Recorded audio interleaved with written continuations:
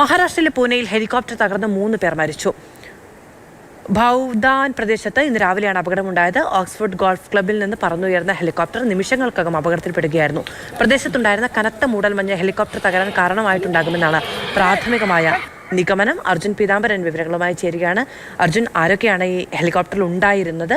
എന്തൊക്കെ വിവരങ്ങൾ ലഭ്യമാകുന്നുണ്ട് അപകടം സംബന്ധിച്ച്?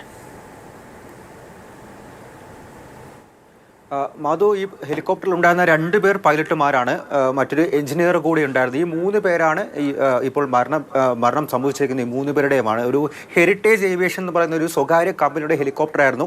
NCP എന്ന് പറയുന്ന രാഷ്ട്രീയ പാർട്ടി ചാർട്ടേഡായിട്ട് എടുത്തതാണ്.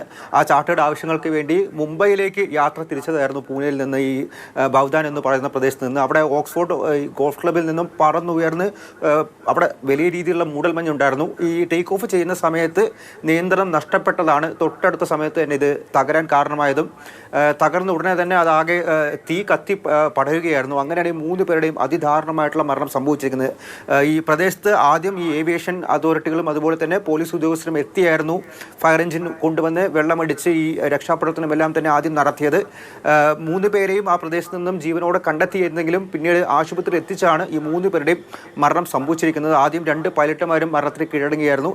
എഞ്ചിനീയർ അതീവ ഗുരുതരാവസ്ഥയിൽ ചികിത്സയിൽ തുടർന്ന് വരികെ ഒരു 2 മണിക്കൂർ മുൻപാണ് ഇത്തരത്തിൽ മരണത്തിന് കീഴടങ്ങിയിരിക്കുന്നത്. എന്തായാലും രക്ഷാപ്രവർത്തനം പൂർണ്ണമായിട്ടുണ്ട്. ഈ മുംബൈയിലേക്ക് പോകാൻ വേണ്ടി അവിടെ നിന്ന് പൂനെയിൽ നിന്നും ടേക്ക് ഓഫ് ചെയ്ത് നിമിഷങ്ങൾക്കകം തന്നെയാണ് ഇത്തരത്തിൽ മോശം കാലാവസ്ഥയെ തുടർന്ന് ഈ ഹെലികോപ്റ്റർ തകർന്ന് വീണ് തീ പടർന്ന് ഇത്രയും വലിയൊരു അപകടം ഉണ്ടായിരിക്കുന്നത്. അർജുൻ പീതാംബരനാണ് വിവരങ്ങൾ നൽകിയത്.